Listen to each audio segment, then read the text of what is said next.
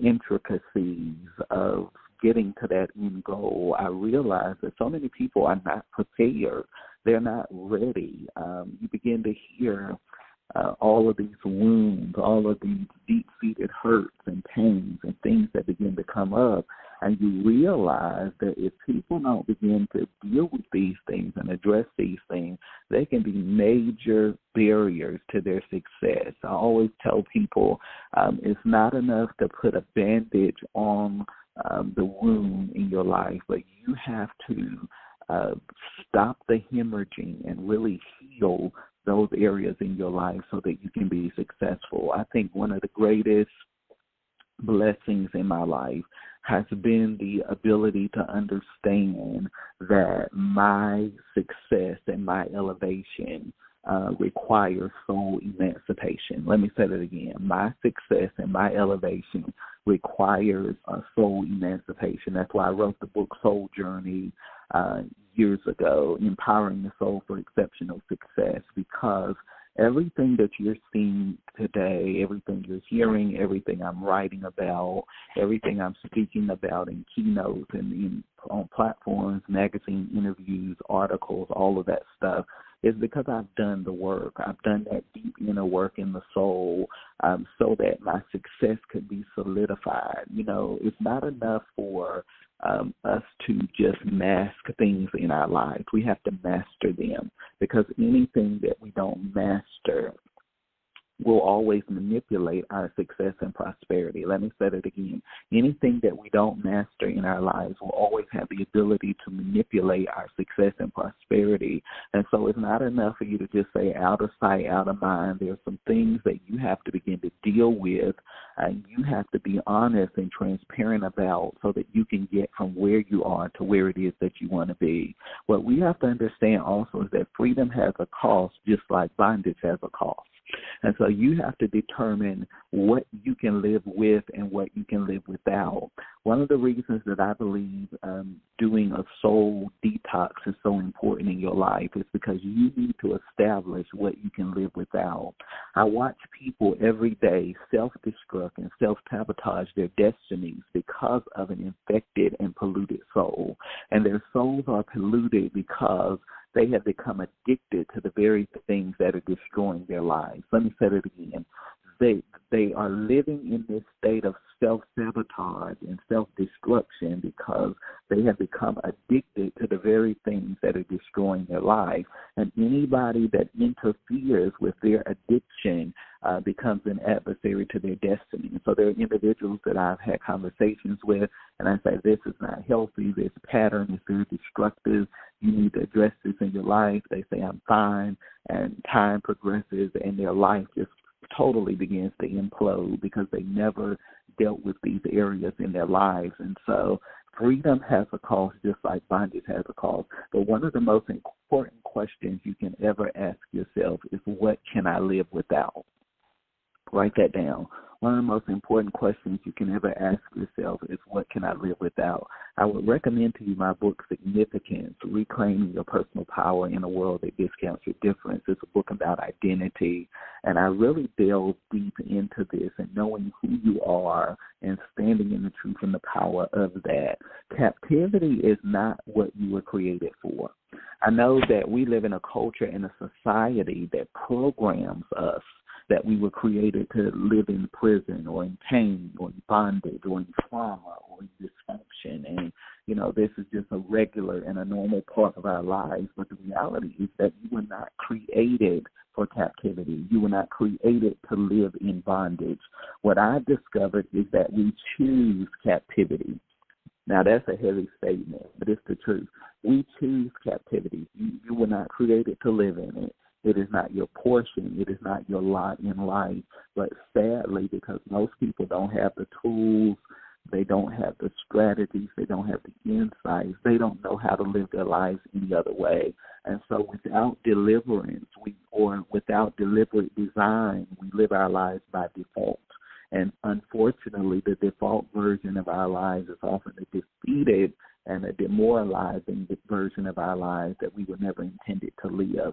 We choose captivity when we allow the desire to get even to become greater than the desire for emancipation. Let me say that again. We choose captivity when we allow the desire to get even to become greater than the desire for emancipation. You know what's driving a lot of people's lives? Envy and revenge. We live in a universe that for many people has been engineered by envy and competition. And so they don't know how to live any other way. Everything is a competition. Everybody is a rival. Everybody is an enemy. Everybody is out to get them.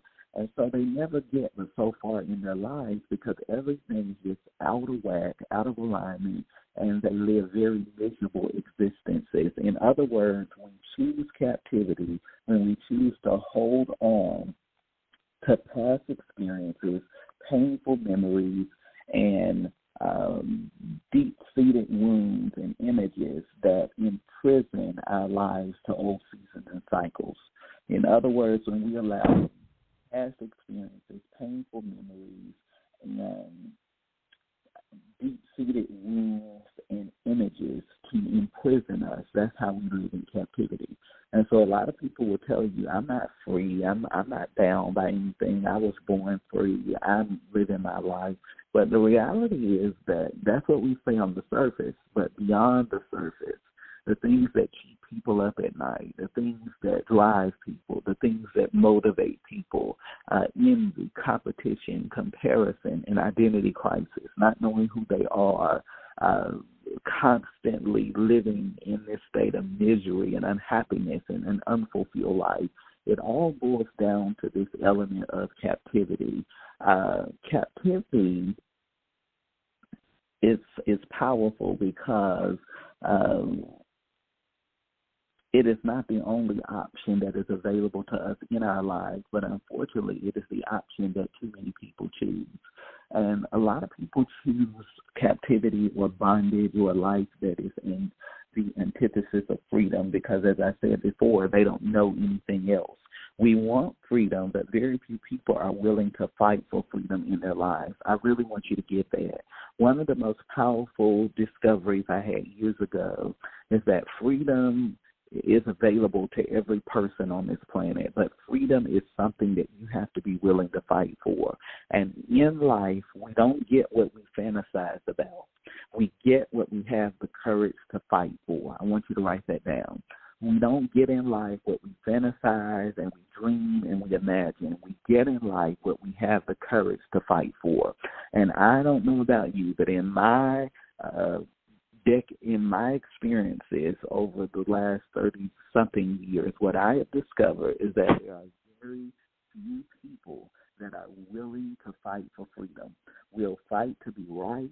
We'll fight to be popular. We'll fight to be accepted. We will fight to be validated. Some of us will even fight to be loved, but very few people will fight to be free. Why? Because what we don't understand is that it's easier to be the victim than to be the victor.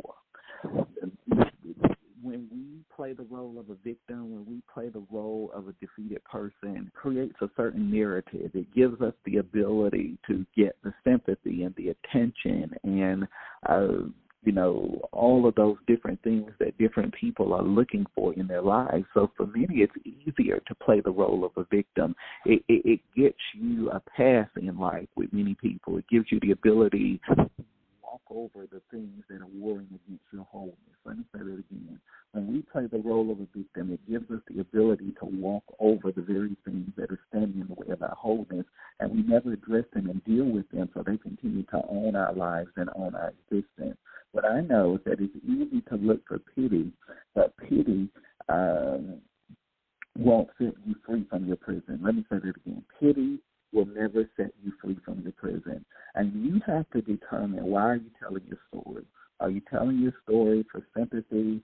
Are you telling your story for people to feel sorry for you? Or are you telling your story for significance? Are you telling your story to bring you into a new narrative and new possibilities of your life? Sympathy will not end your slavery. I want you to get that. Sympathy will not end your slavery. There are a lot of people in the world that are looking for sympathy. And after you have cried and woe is me and told your sad story, nothing is changing about your life. you're sinking deeper and deeper into this bottomless pit of despair and hopelessness, and it's not producing transformation.